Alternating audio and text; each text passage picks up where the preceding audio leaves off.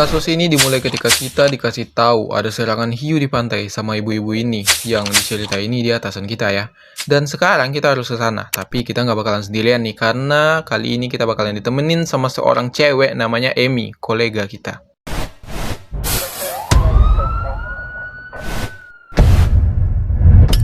Begitu nyampe di sana, serius, kaget banget. Ternyata hiunya nggak cuma nyerang, tapi juga memakan. Mana sisa setengah lagi? Nggak habis, soalnya si hiu keburu meninggoy. Sejauh ini kita dapat bahan otopsi, terus juga ada petunjuk semacam kertas brosur gitu. Dari teman kita si Emi, kita dikasih tahu kalau korban ini namanya Jimmy alias Ice P. Bisa dibilang dia ini artis buat acara lokal gitu. Dan kejadian ini itu janggal banget. Kenapa? Karena di sini kita bisa lihat tangan korban diikat pakai semacam selotip gitu. Terus gak cuma itu, jarinya juga ikutan dipotong gak tuh. Bahkan Emi sampai mual loh, lihat aja tuh mukanya, kepalanya jadi hijau. Yang artinya ini bukan kecelakaan, melainkan pengambilan nyawa seseorang secara ilegal. Dan siapakah orang itu? Gue masih belum tahu. Saat masih di sana, tiba-tiba kita disamperin sama seseorang yang kelihatan kayak bapak-bapak, namanya Trevor. Dia bilang ada di sana waktu kejadian, dan Emi pun minta keterangan dari dia. Trevor ini orang yang agak aneh, gimana enggak coba? Bisa-bisanya dia bilang kalau itu serangan hiu yang menarik. Lihat aja tuh Emi sampai marah. Tapi dia juga jelasin kenapa itu menarik, karena bau darah dari luka korban yang bikin si hiu jadi bernafsu, terus lapar, hingga akhirnya makan korban. Sampai akhirnya dia nyerang hiu itu. Bukan karena korban, tapi dia lihat hiu itu udah sekarat, makanya dia langsung kirim ke lobi. Makanya tuh di awal kita lihat hiunya ketusuk sama harpun, dan itu kerjanya dia. Lu masih ingat kan? Tadi kita juga dapat brosur, tapi masalahnya brosur itu udah pudar, kagak jelas lagi. Tapi gak usah panik, karena kita punya serbuk ajaib. Tinggal gosok, gosok, gosok, dan boom! Akhirnya muncul lagi kan? Ternyata itu brosur iklan acara meet and greet si korban. Yang acara itu kemarin di area Promet, dan selanjutnya kita bakalan ke area itu buat nyari petunjuk. Begitu nyampe di sana, setelah observasi sekitar sampai akhirnya kita nemu petunjuk baru, yaitu sebuah foto dalam keadaan robek-robek. Mana dari itu, kita harus perbaiki foto itu.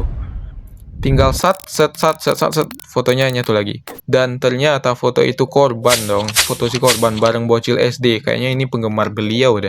Tapi kalau kita lihat dan perhatikan lebih lanjut lagi, di foto itu ada lagi seorang perempuan yang kelihatan dari wajahnya itu kayaknya dia benci banget deh sama korban. Sedikit mencurigakan, makanya kita bakalan kasih foto ini ke Peng Stalker handal buat nyari tahu siapa si cewek ini. Kita biarin dulu Kang Stalker nyari info. Sementara itu kita bakalan ketemu sama Roxy si tukang otopsi, dimana dari dia ini semakin jelas. Ternyata korban memang mengalami perampasan nyawa ilegal, dimana si pelaku menggunakan hiu sebagai senjata dalam aksinya itu. Gila banget, lain dari yang lain. Biasanya lu bisa pakai saja, meracun atau enggak kopi. Ini malah pakai hiu. Terus Mbak Roxy juga bilang dia nemu semacam luka goresan yang besar kemungkinan kalau ini asalnya dari berantem. Dan dia juga lihat kalau pola goresan itu mirip bahkan persis banget sama bentuk kalung kerang. Dan ini pun jadi catatan buat kita kalau ciri pelaku make kalung kerang dan senjatanya ikan hiu. Kalian masih ingat kan kalau kita masih ada bisnis sama Kang Stalker handal. Dan sekarang kita udah bareng dia. Namanya Hana Choi, adiknya si Won Choi. Dari dia kita bisa tahu kalau nih orang namanya Maggie, sang peselancar handal. Dan dia benci banget sama korban. Dan lebih bangetnya lagi, dia pernah hampir ditangkap gara-gara ngerusuh pakai rumput laut buat gangguin acara korban. Sewaktu si korban masih hidup ya. Tapi kenapa? Kenapa dia begitu ya? Makanya kita bakalan cari tahu itu, dan menurut panduan maniak hentai, dia pasti ada di pantai. Begitu nyampe di pantai, akhirnya bisa ketemu sama nih Maggie. Baru aja ketemu, dia udah marah-marah aja. Cuma gara-gara ngedengerin nama korban, bahkan sampai bilang acara TV korban itu geblek. Sebenarnya dia begitu karena acara korban ini ngalangin akses laut buat dia latihan di jam-jam utama. Terus juga mereka kesannya kayak nggak ngehargai itu orang-orang yang bergantung sama pantai. Dan contohnya dia ini. Sampai di sini kita bisa paham kan, ternyata acara korban ini ganggu banget buat kehidupan warga lokal. Tapi, apa mungkin ini alasan yang cukup buat ngambil nyawa korban? Makanya kita bakalan periksa area pantai ini lagi. Ya kali kan ada bukti yang ketinggalan? Setelah diperiksa kembali, ternyata ada loh ya buktinya. Gak salah tadi nggak ada deh ya. Atau gua aja yang nggak lihat kali ya. Nggak penting. Yang jelas kita udah nemu bukti baru, yaitu jam tangan sama kalung. Sayangnya jam tangannya udah rusak. Dan terus di kalung ini ada semacam bulu gitu.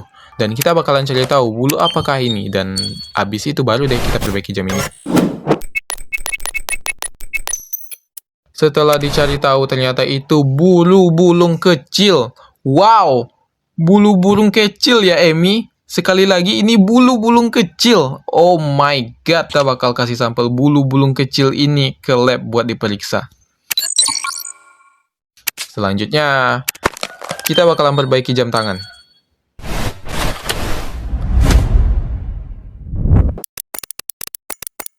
Setelah diperbaiki, ternyata ini jam tangan modifikasi. Kita bisa lihat itu ada foto cewek, dan saat itu Emi pun terkejut, mulutnya langsung mangap kayak thumbnail Frost Diamond. Ternyata dia tahu kalau itu foto bininya korban, yang artinya ini pasti jam tangan milik korban.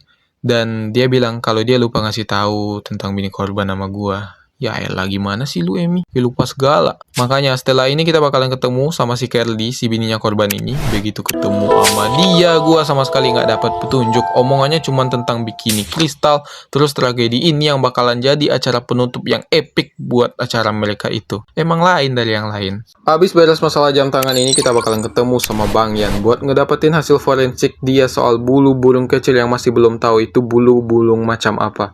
Begitu ketemu sama Bang Yan, dia bilang kalau itu ternyata bulu burung nuri. Terus dia juga bilang kalau ini itu aneh banget. Karena apa? Karena semua orang juga tahu kalau korban itu fobia banget sama burung nuri. Yang berarti si pelaku pernah bersentuhan sama burung nuri. Dan dalam hal ini kita udah dapat 2 petunjuk tentang pelaku. Tapi 2 petunjuk doang nggak cukup buat beresin masalah ini. Itu sih yang gue pikirin saat itu, sampai akhirnya gue dapat informasi tambahan yang bilang kalau korban sebelumnya pernah terlihat di Tiki Shack sama seseorang yang nggak dikenal.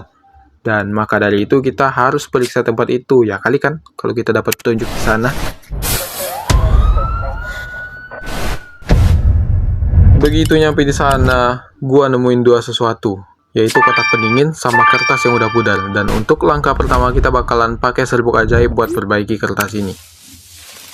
Setelah diperbaiki, ternyata itu surat perjanjian semacam kontrak itu buat acara korban, dan kontrak itu bertanda tangan oleh Zack Tyler di acara korban.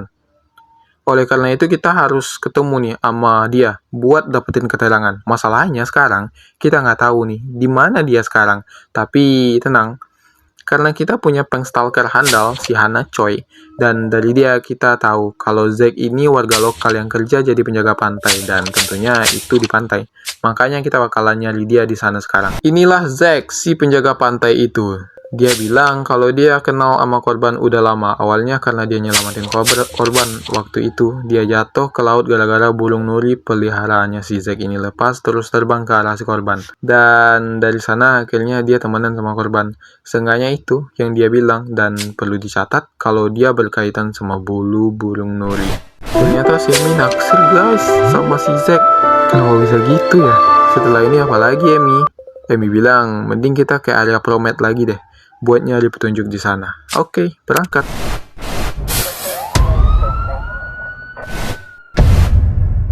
Ternyata benar loh kata Emi, kita ketemu HP yang dari layarnya aja kita udah tahu kan dia ini ngefans banget sama korban. Tapi HP ini terkunci. Terus juga ketemu Lofi buat mancing.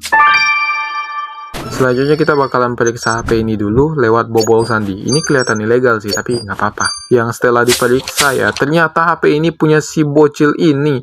Yang selanjutnya kita bakalan kirim foto ini ke Kang Stalker Handal buat nyari tahu siapakah bocil itu. Sementara itu, kita lanjut buat periksa rompi mancing tadi. Yang setelah dilihat ada banyak banget barang-barang yang nggak penting sampai akhirnya nemu satu peta yang udah kabur.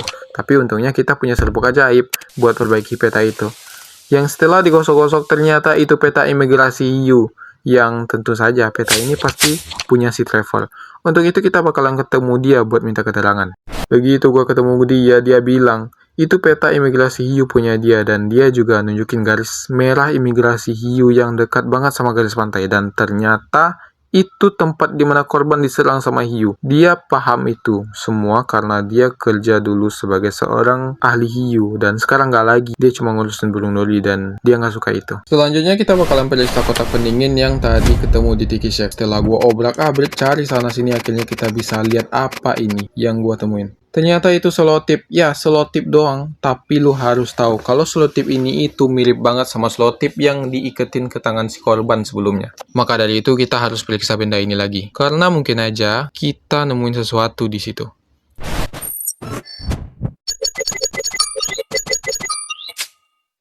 Setelah diperiksa, bener aja. Gua nemuin sampel minyak di selotip itu. Karena itu, gua pun ngirim sampel ini ke forensik buat diperiksa lebih lanjut lagi. Sebelumnya, gue sempat minta bantuan Hana Choi buat nyari tahu tentang bocil yang punya HP. Dan sekarang gue dikasih tahu kalau dia bocil lokal, namanya Agusta. Dan udah jelas dia bocil fanatik acara si korban. Saking fanatiknya, dia sampai mikir kalau si korban sama istrinya itu hidup dalam dongeng kehidupan nyata. Kasian banget ya, tapi Amy malah mikir kalau itu manis. Selain itu, si bocil juga ketampar kenyataan tentang si korban yang nggak seperti dia bayangkan nih. Dan bahkan di HP itu dia juga nulis kalau dia pernah lihat secara live pertengkaran korban sama istrinya si Curly. Yang ini berbanding terbalik dari yang dia bayangkan sebelumnya. Untuk itu kita bakalan ketemu sama dia buat mastiin tentang apa yang udah dia lihat.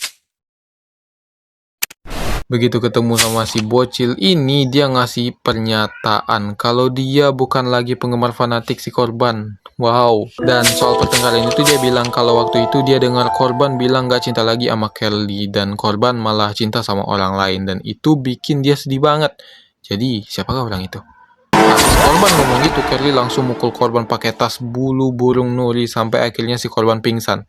Dan lu harus tahu si bocil ini abis ngelihat adegan KDRT live secara langsung. Sampai sini kita tahu kalau Kelly sempat bersentuhan sama bulu burung nuri dan kita bakalan minta keterangan dia buat hal itu tadi.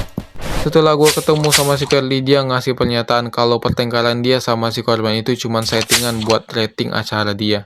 Tapi dia juga ngebenerin kalau sebelumnya pernah beneran berantem sampai korban mau ceraiin dia, tapi dia nggak mau. Setelah berlama-lama kemudian akhirnya Bang Yan beres juga periksa sampel minyak dari selotip yang tadi. Dan hasilnya ternyata selotip itu cocok benar sama selotip yang ngikat tangan si korban. Yang ini berarti secara pasti memang minyak ini itu asalnya dari pelaku. Dan menurut pengamatan Bang Yan, sampel minyak itu ternyata minyak hotdog. Dan kebayang nggak sih lu kalau si pelaku sempat makan hotdog sebelum ngambil nyawa korban secara ilegal? Dan sejauh ini kita dapat tambahan petunjuk baru tentang pelaku, yaitu memakan hotdog.